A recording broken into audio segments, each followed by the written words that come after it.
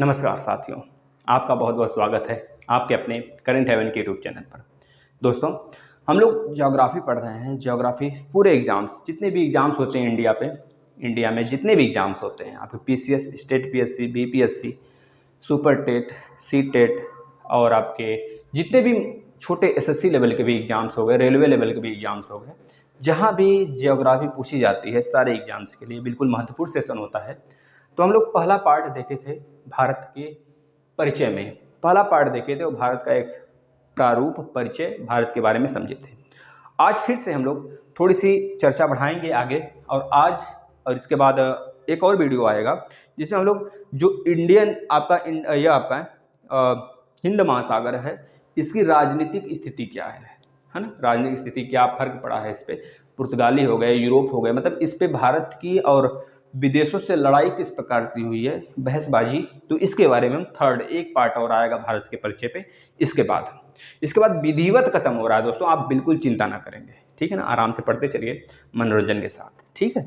चलिए, अब हम बात कर रहे थे, अब एक बात और आपको पूरा अच्छे तरीके से बता देते हैं। भारत में कितने राज्य हैं और कितने केंद्र शासित प्रदेश हैं, ठीक है। देखिए, जब भारत दोस्तों बन के तैयार हुआ था 14 राज्य थे। कितने थे? 14 राज्य थे। और भारत के सारे राज्यों का जो कम्बिनेशन है, जो कह लीजिए कि जो समरूपता बढ़ता चला गया और विखंडित होते चले गए, वह कोई भाषाई आधार पर था, कोई राज्य के विवादित क्षेत्रों, राज्य के विवादित जिलों के हिसाब से हो गया।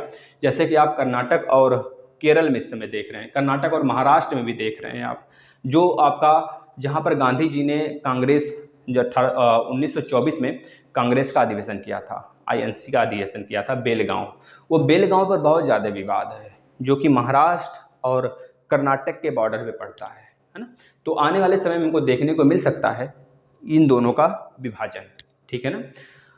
और एक और है दोस्तों, यहाँ पर असम में कुछ 3-4 राज्य हैं, 3-4 राज्य नहीं, 3-4 जिले हैं असम राज्य के। असम राज्य जो हमारा यहाँ पे पड़ता है नॉर्थ ईस्ट में, जिसे 7 सिस्टर कहा जाता है, नॉर्थ ईस्ट का सबसे बड़ा राज्य असम। उसमें कुछ जिले हैं, कुछ जिले टूट कर अलग मांग कर रहे हैं, अलग राज्य की मांग कर रहे हैं, है ना। तो यह भी एक विवादित क्षेत्र है। तो इस प्रकार से भारत में 14 राज्य थे स्टार्टिंग में। लेकिन अब की स्थिति अगर देखेंगे दोस्तों, 2019 से पहले तो भारत में 29 राज्य थे, 29 राज्य और 7 केंद्र शासित प्रदेश थे।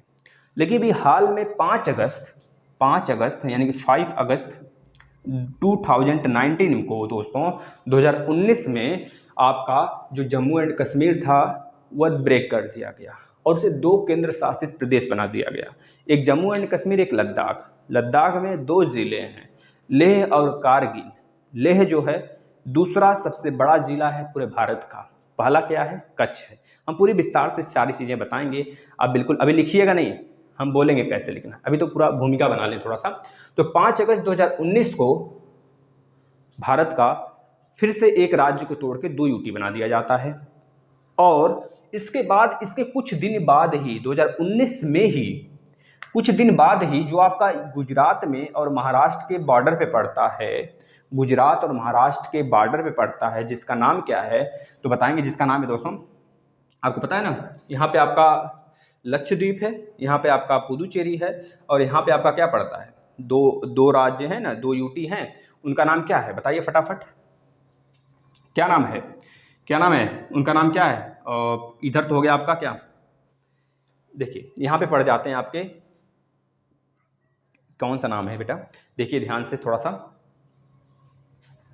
कौन से नाम है? देखिए माहे हो गया, उधर तो माहे और पुदुचेरी एनम तो इधर पड़ जाता है ना। अंडमान निकोबार दूसरी तरफ पड़ जाते हैं आपके। हाँ, दमन दीव, क्या नाम है? दमन दीव, दमन दीव और दादरा नगर हवेली, दादरा नगर हवेली, दादर नगर हवेली। दमन दीव और दादर नगर हवेली को भी कुछ दिन बाद ही, इसके बनने के 2 दिन या फिर कुछ दिन बाद ही इन दोनों को कंबाइन कर दिया गया। मतलब ये तो यूटी अलग अलग थे, लेकिन बाद में इन्हें एक यूटी में कन्वर्ट कर दिया गया दोस्तों। तो इस प्रकार से इस प्रेजेंट टाइम में, इस समय अगर देखेंगे तो भारत के पास 28 राज्य है और 8 केंद्र शासित प्रदेश है। 8 केंद्र शासित प्रदेश कौन कौन से हैं हम बताते हैं, पहले 28 राज्य की चर्चा कर लेते हैं। ध्यान से देखिएगा दोस्तों, हम यहाँ से स्टार्ट करते हैं। गुजरात, राजस्थान, हरियाणा, पंजाब, हिमाचल प्रदेश, जम्मू एंड कश्मीर को छोड़ दीजिए, पहले हिमाचल प्रदेश, पहले राज्य की बात करते हैं। हिमाचल प्रदेश, उत्तराखंड, यूपी, बिहार के बाद यहाँ पे आपका पश्चिम बंगाल है, वेस्ट बंगाल है, जो कि बांग्लादेश से टूट के बना था। वेस्ट बंगाल के बाद यहाँ पे पड़ जाता है आपका, यहाँ पर पड़ जाता है मेघालय की एक बहुत बड़ी खासियत है, हम बताते हैं अभी। मेघालय के बाद असम, यहाँ पे अरुणाचल प्रदेश के जस्ट नीचे नागालैंड के जस्ट नीचे पड़ जाता है आपका क्या दोस्तों, मणिपुर से सटा हुआ मिजोरम है, फिर यहाँ पड़ जाता है त्रिपुरा। ये तो नॉर्थ ईस्ट के हो गए। इधर आ जाते हैं, पश्चिम बंगाल के जस्ट नीचे उड़ीसा पड़ता है, उड़ीसा के जस्ट नीचे आंध्र प्रदेश के जस्ट नीचे ही पड़ जाता है तमिलनाडु। ठीक है, तमिलनाडु का ही सबसे लास्ट जिला है, कह लीजिए कन्याकुमारी, जो कि हमारे पूरे भारत के मुख्य भूमि का भी लास्ट छोर है, जो 8 डिग्री 4 मिनट है, ये आपको बताया गया था। इसके बाद यहाँ पे केरल है, केरल के बाद ऊपर चलते हैं थोड़ा सा तो कर्नाटक है, कर्नाटक के बाद गोवा महाराष्ट्र के अंतर्गत ही आ जाता है, एक छोटा सा सबसे छोटा क्षेत्रफल वाला राज्य है भारत का गोवा के बाद आ जाता है महाराष्ट्र, ये हो गए हमारे तटीय वाले। अब देखिए बीच में है मध्य प्रदेश, छत्तीसगढ़, ये तो पूरे के पूरे राज्य हो गए। अब हम बात करते हैं यूटी की। यूटी कितने हैं भारत में? 8 हैं। कौन कौन से हैं भैया? तो बताएंगे आपका, पहले तो दिल्ली ही यूटी है, जो हमारा भारत का राष्ट्रीय राजधानी है दिल्ली। इसके बाद हरियाणा, पंजाब का कैपिटल जो चंडीगढ़ है वो भी एक यूटी ही है, जो कि 1961 में बना था, याद रखेंगे दोस्तों। इसके बाद अंडमान निकोबार, जो सबसे बड़ा यूटी है दोस्तों, अंडमान निकोबार, याद रखेंगे। उसके बाद सबसे छोटा यूटी लक्षद्वीप। इसके बाद दमन दीव और दादरा नगर हवेली, आपको पता है दोनों मिलाकर एक कर दिए गए, तो यहाँ से एक मिल गया। इसके बाद पुदुचेरी। इतने हो गए हमारे यूनियन टेरिटरीज, आपको पता होना चाहिए। अब 2 और हैं जो नए हैं, जम्मू एंड कश्मीर और लद्दाख, ये 2 और हो गए। इस प्रकार से 8 हो जाते हैं। अब चलिए आगे चर्चा करते हैं। अब आपने लिखा होगा तो बहुत अच्छी बात है, नहीं लिखा होगा तो अब से लिखना स्टार्ट करेंगे। चलिए, अब हमने कल बताया था आपको, नेक्स्ट जो एक वीडियो आई तो उसमें बताया गया था आपको कि भारत के जो तटीय राज्य हैं, तटीय राज्य नहीं, ऊपर स्थलीय राज्य जो भारत के हैं, कि स्थलीय राज्य से सटे हुए भारत के स्थलीय देश कौन कौन से हैं, तो हमने बताया था पाक है, अफगानिस्तान है, चाइना है, नेपाल है, भूटान है और म्यांमार और बांग्लादेश है। अब आपको लिखते चलना है, जो भारत बांग्लादेश की सीमा है वह सबसे बड़ी सीमा है, भारत और बांग्लादेश के बीच में बॉर्डर शेयर करता है। यहाँ से पूरा लेकर दोस्तों, यह पूरा का पूरा सबसे ज़्यादा शेयर करता है। और यह देख रहे हैं मिजोरम, त्रिपुरा एक ऐसा राज्य है भारत का, एक ऐसा राज्य है जो कि बांग्लादेश से 3 तरफ से घिरा हुआ है। यह बहुत बार पूछा गया है, तो लिखिएगा बांग्लादेश के साथ भारत कितना बॉर्डर शेयर करता है दोस्तों, कितने किलोमीटर, तो याद रखेंगे बांग्लादेश के साथ जो भारत बॉर्डर शेयर करता है दोस्तों 4096.7 किलोमीटर, ये लिख लेंगे। इसके बाद दूसरे नंबर पर आ जाता है दोस्तों क्या, चाइना। भारत और चाइना, भारत और चीन, मतलब कि चीन के साथ भारत का जो बॉर्डर शेयर होता है दूसरे नंबर पर सबसे ज़्यादा है दोस्तों 3488 किलोमीटर। कितना? 3488 किलोमीटर। इसके बाद तीसरे नंबर पर आ जाता है पाकिस्तान के साथ बॉर्डर जो शेयर होता है भारत का दोस्तों, कितना शेयर होता है तो बता देंगे 3323 किलोमीटर, 3323 किलोमीटर। चौथे स्थान पर नेपाल आ जाता है, जैसा कि आपको देखने से लग रहा है नेपाल, तो याद रखेंगे नेपाल चौथे स्थान पर बॉर्डर भारत से कितना शेयर करता है दोस्तों, तो 1751 किलोमीटर, 1751 किलोमीटर। लिखते चलिए। इसके बाद 5वें नंबर पे जो आ जाता है दोस्तों, 5वें नंबर पे क्या आ जाता है, नेपाल हो गया। नेपाल के बाद पहले बांग्लादेश हुआ, चाइना हुआ, पाकिस्तान हुआ, नेपाल हुआ, म्यांमार आ जाता है। म्यांमार आ जाता है दोस्तों 5वें नंबर पर। कितना बॉर्डर शेयर करता है दोस्तों, 699 किलोमीटर, 699 किलोमीटर बॉर्डर शेयर करता है। 1 मिनट, म्यांमार है ना, तो म्यांमार तो ज़्यादा शेयर करता है, ये तो भूटान का हो गया। म्यांमार कितना शेयर करता है दोस्तों, 1643। म्यांमार कितना शेयर करता है, 1643 किलोमीटर बॉर्डर शेयर करता है। इसके बाद 6ठे नंबर पर आ जाता है दोस्तों भूटान 699 किलोमीटर बॉर्डर शेयर करता है। भूटान 699 किलोमीटर बॉर्डर शेयर करता है। इसके बाद आ जाता है दोस्तों, भूटान के बाद आ जाता है आपका अफगानिस्तान, जो कि पाक ऑक्युपाइड में पड़ता है। लेकिन अगर पाक ऑक्युपाइड को हम भारत में मानते हैं तो भारत का क्या हुआ, पड़ोसी देश हुआ हमारा अफगानिस्तान, है ना। इससे बहुत ज़्यादा रिलेशन इसमें भारत बना रहा है, आपको पता है तालिबानियों से। तो अलग मुद्दा है करंट का, उसमें हम लोग करंट में चर्चा कर रहे हैं, आप लोग करंट का वीडियो देखिए। अगर बात करें अफगानिस्तान का दोस्तों, तो अफगानिस्तान से भारत बॉर्डर शेयर कितना करता है, 106 किलोमीटर। तो याद रखेंगे सबसे ज़्यादा बांग्लादेश से और सबसे कम अफगानिस्तान से भारत का बॉर्डर शेयर होता है। ठीक है, अब इसके बाद हेडिंग लगा लेंगे, आप लोग आगे लिख लीजिएगा। ये तो लिख लिए होंगे, इसको इरेज कर दिए, नहीं लिखे होंगे तो भैया फिर से आप लोग लिख लेंगे। ठीक है ना, देखिए आप लोग बेहतरीन तरीके से नोट्स प्रिपेयर करते चलिए, ये चीज़ें बहुत ज़्यादा काम आने वाली हैं। अब हम आपको बताने वाले हैं दोस्तों, सीमा पर अवस्थित भारत के, जैसे भारत के जितने पड़ोसी देश हैं उनके साथ भारत के कौन कौन से राज्य लगते हैं। सबसे पहले पाकिस्तान की ही बात करते हैं। अब पाकिस्तान का थोड़ा सा सिनेरियो चेंज हो गया है। क्या, जो आपका जम्मू एंड कश्मीर यहाँ तक था दोस्तों, है ना, तो केवल जम्मू एंड कश्मीर था, लेकिन अब लद्दाख से भी बॉर्डर शेयर करता है पाकिस्तान और जम्मू एंड कश्मीर से भी शेयर करता है। तो याद रखेंगे, आपसे पूछा जा सकता है 2 ऐसे केंद्र शासित प्रदेश का नाम बताइए जो कि पाकिस्तान से बॉर्डर शेयर होता है, तो बताएंगे लद्दाख और जम्मू एंड कश्मीर। ठीक है दोस्तों, याद रखेंगे। नेक्स्ट, अब पाकिस्तान कितने राज्यों से बॉर्डर शेयर करता है, तो बता देंगे दोस्तों गुजरात, नीचे देखिएगा अभी दिखाते हैं मैप में, गुजरात लिख लीजिए पहले, गुजरात, राजस्थान और पंजाब, इसके बाद जम्मू एंड कश्मीर दोस्तों, इसके बाद आपका लद्दाख। देखिए गुजरात, राजस्थान, पंजाब, जम्मू एंड कश्मीर और लद्दाख। ठीक है, अब दूसरे नंबर पे बात करते हैं दोस्तों किसका, चीन का। चीन से भारतीय राज्य कितने हैं जो बॉर्डर शेयर होते हैं। देखिए इसमें कितने हो गए, 1 2 3 तो राज्य हो गए और 2 केंद्र शासित प्रदेश हो गए, है ना, पाकिस्तान के साथ। चीन के साथ देखिएगा लद्दाख एक केंद्र शासित प्रदेश हुआ, प्लस हिमाचल प्रदेश, उत्तराखंड। अब यूपी नहीं है, हिमाचल प्रदेश उत्तराखंड के बाद सीधे आप किधर पे आ जाएंगे, हिमाचल प्रदेश, उत्तराखंड, सिक्किम, जो ये देख रहे हैं सिक्किम है हमारा अंगूठे के आकार का, सिक्किम प्लस अरुणाचल प्रदेश। 1 2 3 4 राज्यों से यह बॉर्डर शेयर करता है, प्लस एक लद्दाख, यानी कि मिला जुला कर अगर देखा जाए तो 5 राज्यों से बॉर्डर शेयर करता है। ठीक है, ये चीज़ याद रखेंगे।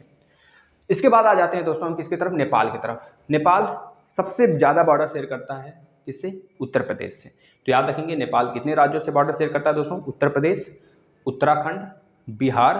देखिए उत्तर प्रदेश, उत्तराखंड, बिहार के बाद आपको पता है वेस्ट बंगाल का ऐसे थोड़ा सा पार्ट घुमा हुआ है, तो वेस्ट बंगाल यानी पश्चिम बंगाल प्लस सिक्किम, तो 5 से भी करता है हमारा नेपाल भी।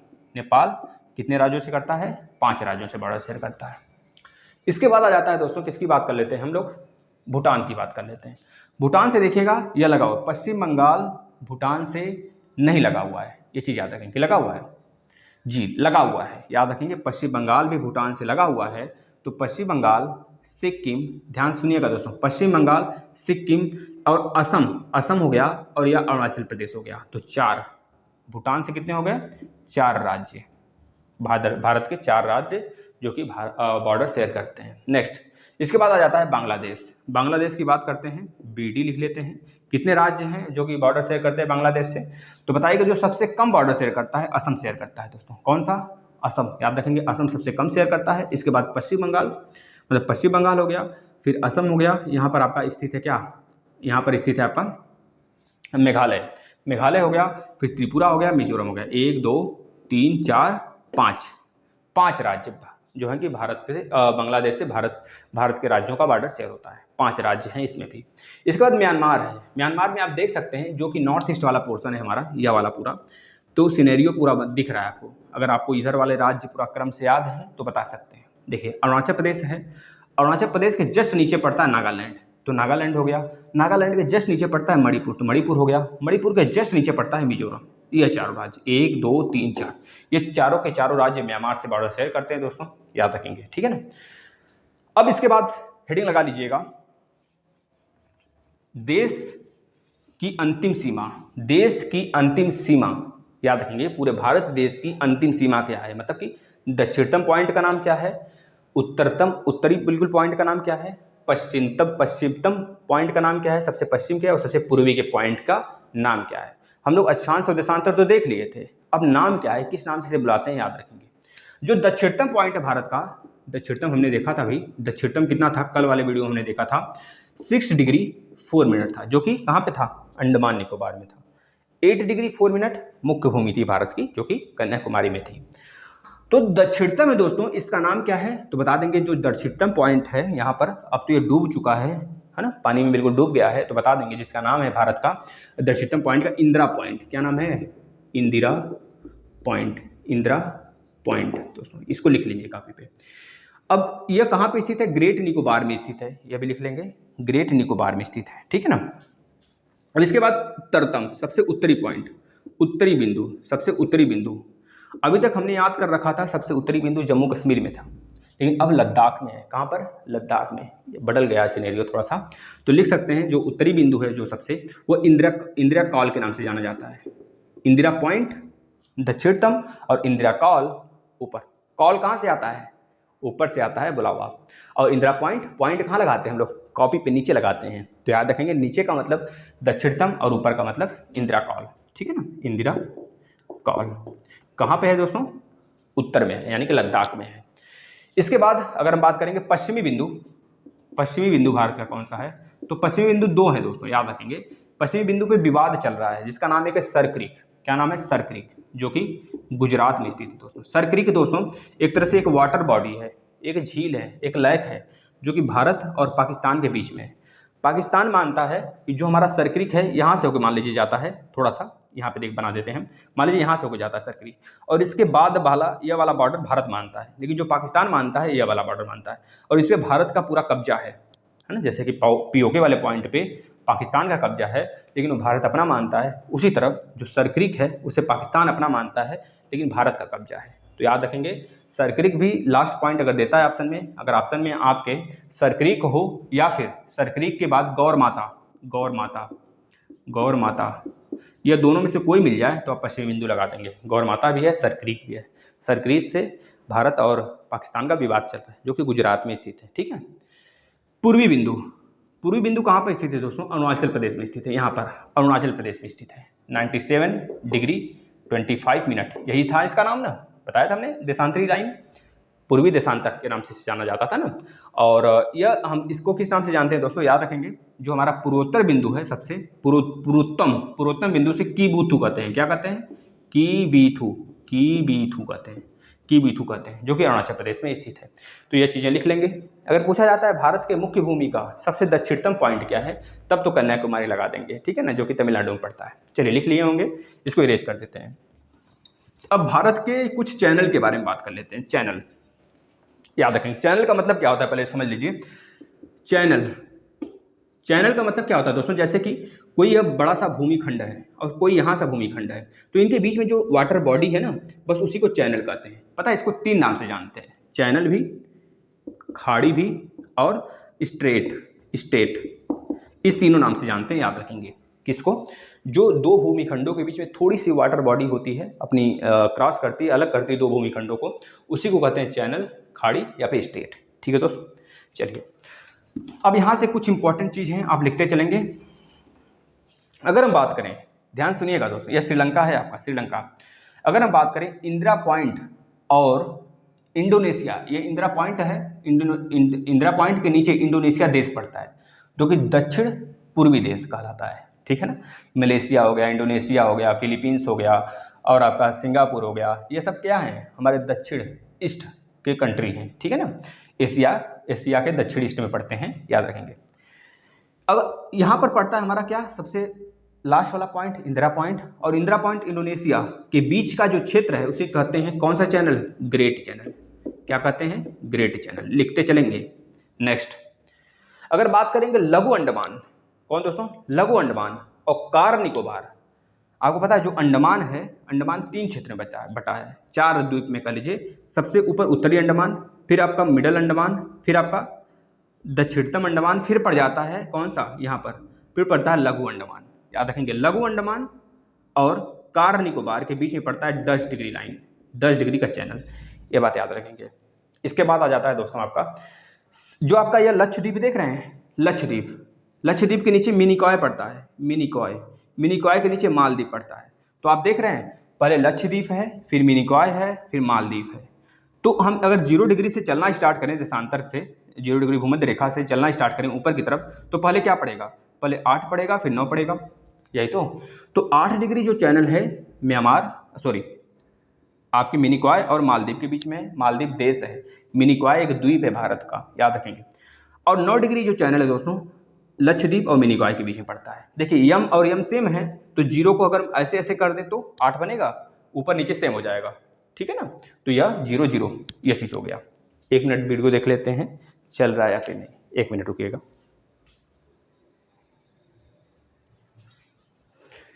ठीक है भाई, वीडियो तो चल रहा है, आप देखिए समझिए।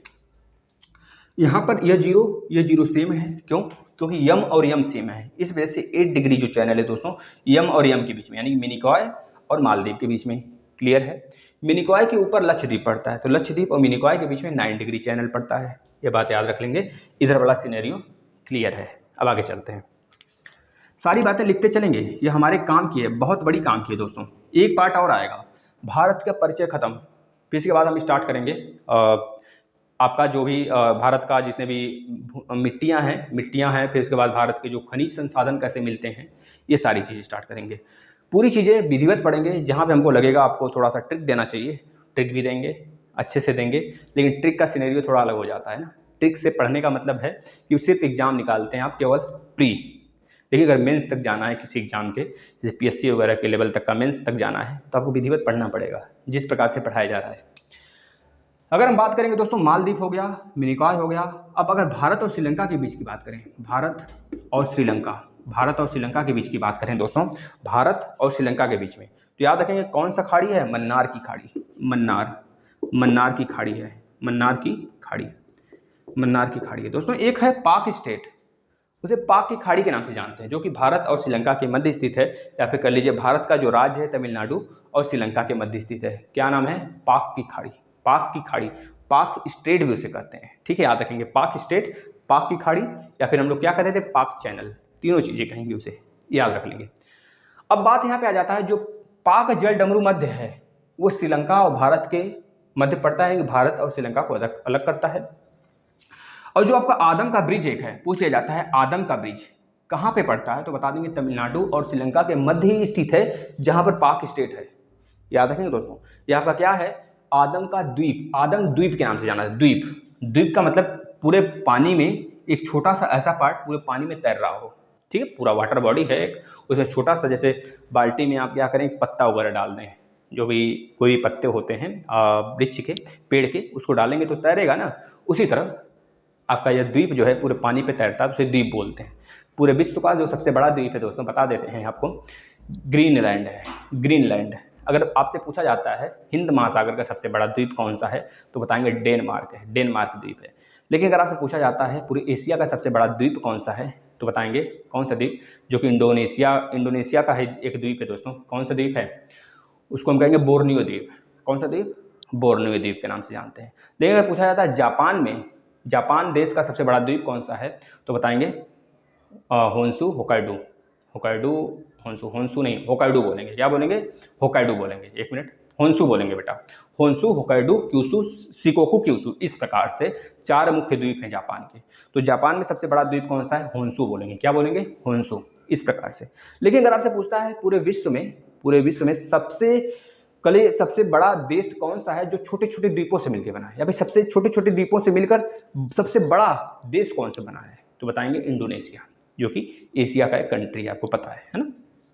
इस प्रकार से यहाँ से प्रश्न बनते हैं, तो याद रखेंगे भारत, है ना, आदम का ब्रिज जो स्थित है दोस्तों तमिलनाडु और श्रीलंका के बीच स्थित है। अब यही आदम का जो ब्रिज है दोस्तों, इसी पर एक पंबन द्वीप स्थित है, पंबन द्वीप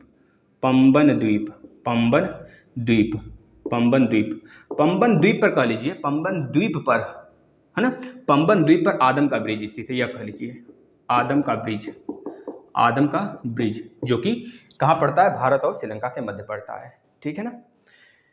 इसके बाद हम आगे बढ़ते हैं, तो रामेश्वरम आपने पढ़ा होगा। रामेश्वरम कहा जाता है कि जब राम जी सीता के लिए जब लंका में जा रहे थे, श्रीलंका यानी यही लंका है, जब यहाँ पे जा रहे थे, तो रामेश्वरम जो आपका द्वीप है, रामेश्वरम जो आपका कल जो ब्रिज है, उसी से होके गए थे। इस वजह से भारत क्या एक तरह से पर्यटन स्थल के नाम से भी देखा जाता है। बहुत ज़्यादा भीड़ लगती है हर साल, कल बहुत दूर के लोग यहाँ पे घूमने आते हैं दोस्तों, बहुत ज़्यादा, मतलब कि यहाँ से भारत का जो आय का स्रोत है काफ़ी ज़्यादा होता है, ठीक है ना।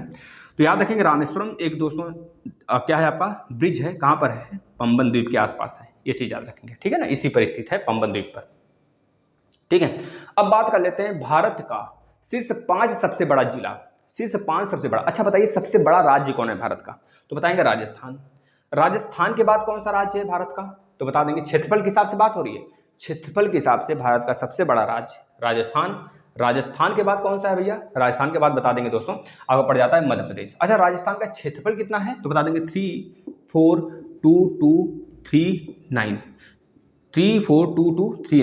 3422339। इस तरह याद कर लेंगे, याद हो जाएगा। हमें तो इसी तरह याद है। हम क्या किए हैं, 3 4 का आधा 4 का आधा 2, 3 का 2 गुना, 4 का आधा 4 का आधा 3 का 2 गुना, 4 का आधा 4 का आधा 3 का 2 गुना, इस तरह याद कर लेंगे। और 3 यहाँ पे है तो याद रखेंगे 4 से 1 कम 3, 4 से 1 कम 3 हो गया, 4 का आधा 4 का आधा 3 का 2 गुना, ठीक है ना। इस तरह याद कर लेंगे दोस्तों। 3 का 2 गुना का मतलब 3 3 का 9, 3 में 3 का गुणा कर दीजिए, 3 का 2 गुना का मतलब ये हो गया 3 गुणे 3, 3 का तिगुना यह कर लीजिए, ठीक है ना।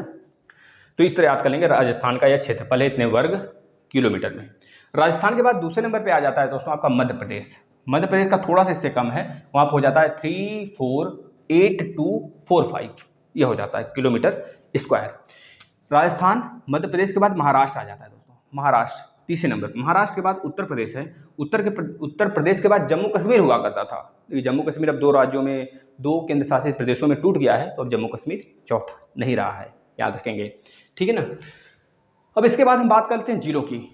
जिला कौन सा बड़ा, अभी तो हमने राज्य देखा। अगर जिलों की बात करेंगे तो याद रखेंगे जिला सबसे बड़ा कच्छ का जिला है, कच्छ जो कि गुजरात में पड़ता है दोस्तों। उसका कितना दोस्तों क्षेत्रफल है, तो बताएंगे दोस्तों। उसका जो कच्छ है जो गुजरात में पड़ता है, आपको पता है लूनी नदी जो कि यहीं पर एक पहाड़ी स्थित है, वहाँ से निकलती है और गुजरात में आके विलीन हो जाती है कच्छ वाले ज़िले में। वहाँ से बहुत ज़्यादा नमक वगैरह निकाले जाते हैं कच्छ ज़िले से, है ना। दलदली स्थान है यहाँ पे, क्योंकि यहाँ पे लूनी नदी विलुप्त हो जाती है। तो एकमात्र नदी जो कि भारत से ही निकलती है, भारत में विलीन हो जाती है, तो लूनी नदी, ठीक है।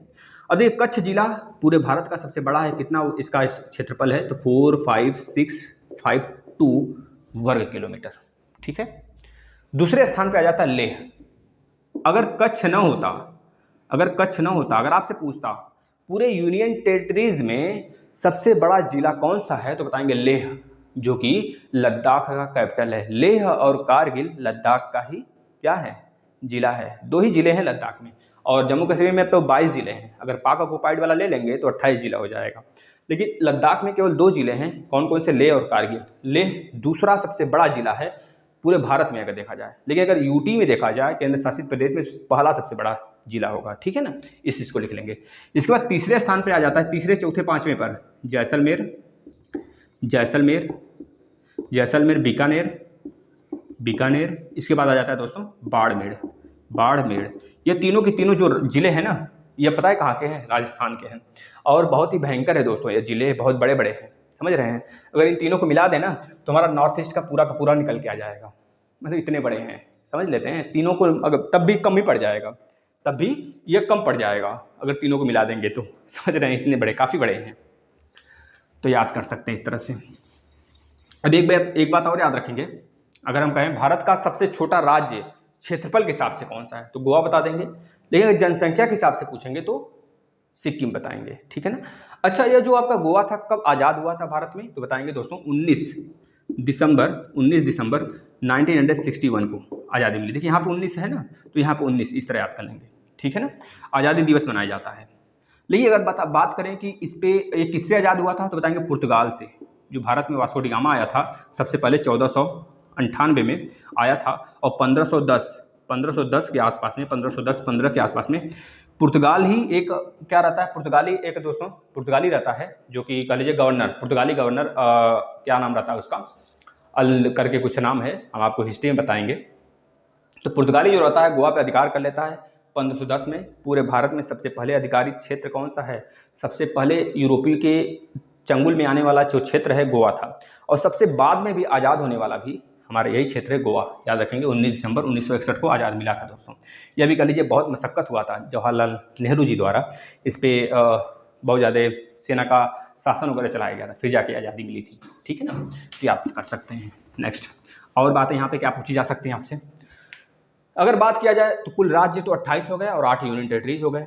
अब बात करेंगे हम लोग जो भारतीय राज्य हैं उनके साथ, भारत के साथ जो देश हैं वो कौन से बॉर्डर शेयर करते हैं, कौन सा अंतर्राष्ट्रीय बॉर्डर है। जैसे बात करेंगे भारत और चीन के बीच में मैकमोहन रेखा है। याद रखेंगे, भारत और चीन के बीच में मैकमोहन रेखा है, जो कि भारत और चीन के लाइन डिसाइड करता है, बॉर्डर डिसाइड करता है। ठीक है ना दोस्तों, याद रखेंगे।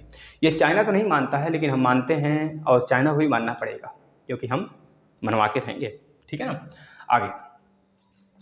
आगे देख लेते हैं कौन सा है दोस्तों। भारत और चीन के बीच हो गया, तो आगे बता देंगे डूरंड लाइन। डूरंड एक है दोस्तों, जो कि आज़ादी के पहले भारत और अफगानिस्तान के बीच में था। सर डूरेंड नाम था, सर हेनरी डूरेंड ने दोस्तों लगभग 1859-1858 के आसपास में ये लाइन खींचा था यहाँ पर, जो कि भारत और अफगानिस्तान के बीच में था।